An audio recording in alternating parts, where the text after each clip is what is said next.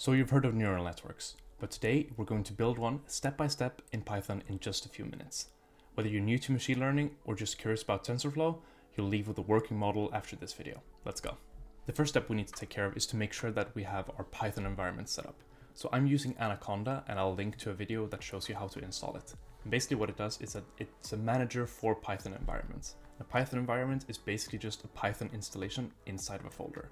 And the reason we have a manager is because we might have different Python folders that contain different libraries. So when I'm doing my database things, I want to have certain libraries available to me. And when I'm doing reinforcement learning, I want to have certain ones available to me. And I want to be able to separate them and handle them efficiently. And what I'm doing here is that I have my base Python installation, and this is acquired after installing Anaconda. So we're gonna do this, and here's the file, build our first neural network in TensorFlow. So first what we do is we import the libraries that we need to install. So the first important ones is NumPy, we import it as np. Second one is TensorFlow as tf. We are also going to import matplotlib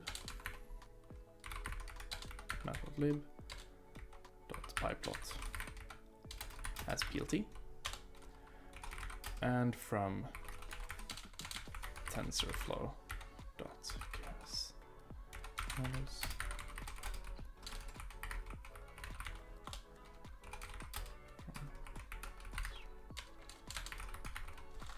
here we can just do this.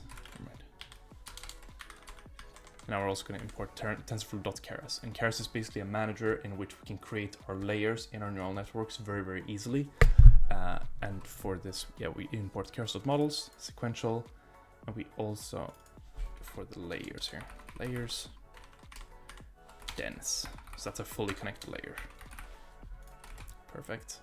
Let's try to run this. See if we have. So we have no module named tensorflow.keras. So what we can do now is we can run up a terminal, new terminal, and what we do in the terminal is we do pip install TensorFlow. And now the terminal will begin to download TensorFlow to our Python environment. Okay, and now we try to run this, and if you run into any problems here where it says it cannot be found in an error message here, you simply press here, go to terminal, new terminal, and you write pip install TensorFlow if you're missing that, or matplotlib, or NumPy. So after that's done, we go to create our dummy dataset. So what we're going to do is that we're going to create a simple dataset which is two-dimensional, where we're going to give the x coordinate to the model, and it's going to try to predict the y coordinate. We're going to put it on a straight line, and we're going to make sure that the model learns this kind of correlation. So the dummy dataset, we name x, and that's equal to np.array. So we're going to create an array in NumPy because that's what TensorFlow takes in. And I've prepared this little array for us here. So these are the x coordinates. So we have -7, -4, 1, up to 14. And we're also going to do dtype is float. So we have an array of these numbers, and their data type is in float. We're also going to create the y values, which the model is going to predict. And that's going to be np.array, and that's going to be 2x plus 1, 2x minus 1. So if we see here, -7, we do -7, we multiply it by 2, and we get -14, and -1, we get -15. And this is true for every single coordinate on this list. So this is the kind of correlation that the model will be learning.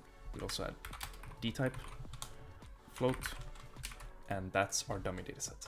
And now we can do a little plot to see what it looks like. plt scatter plot with x and y, and plt.show. So look, and this is what the data looks like. So we have the x coordinate -7, -4, and all the way up to 14, and we have the y coordinate that the model will be predicting. Right, now that we got the data, let's build and train the model. So what we need to do this is that first we need to build the smallest model possible. We do this by just writing model equals tf.keras.sequential. So we're building a sequential model, which means that the data is basically passed one at a time, serialized like this. Sequential.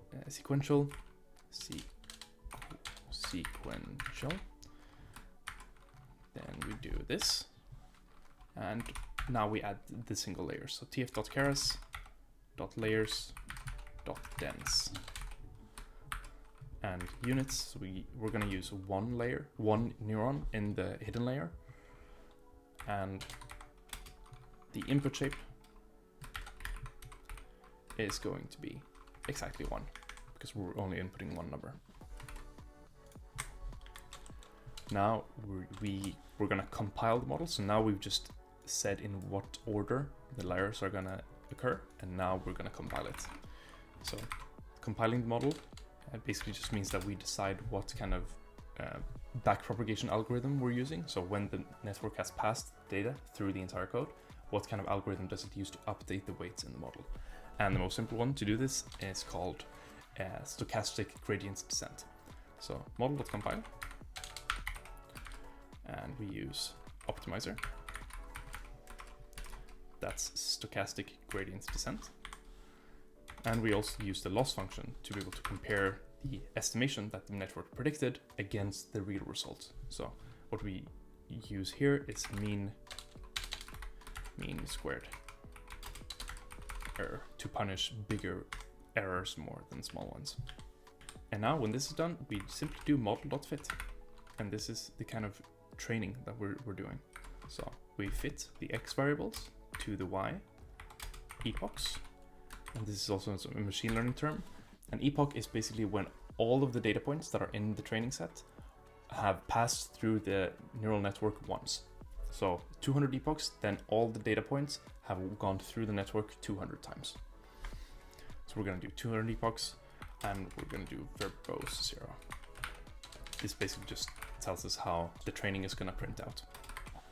Verbose equals 0. And now we can show a model summary. Model.summary. Do this. Now it's training. Now we can see that we have 4 total parameters. We have 2 trainable parameters, which the model is going to change, and 0 non-trainable parameters.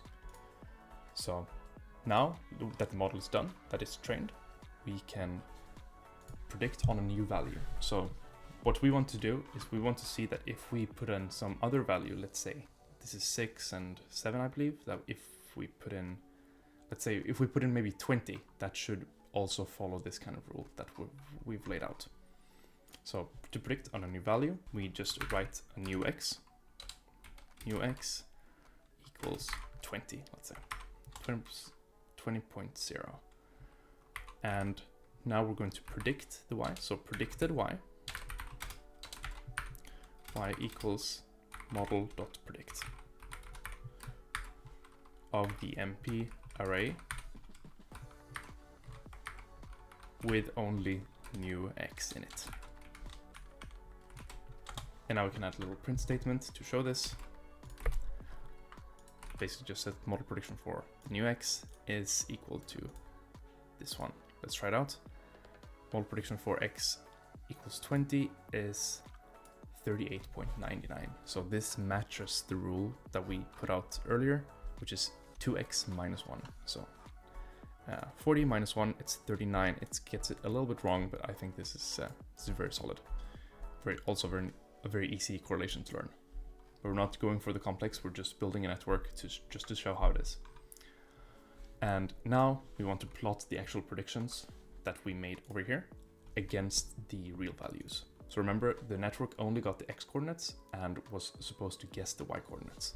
So let's make a little plot for this. I have it pre-baked like this, where we first calculate y prediction for the x. So we're using the same data that we trained just to make the prediction. And this is just a scatter plot where we show the x versus y variables. Let's have a look. And we see that the line runs straight through the points. This is kind of the simplest neural network that you can build.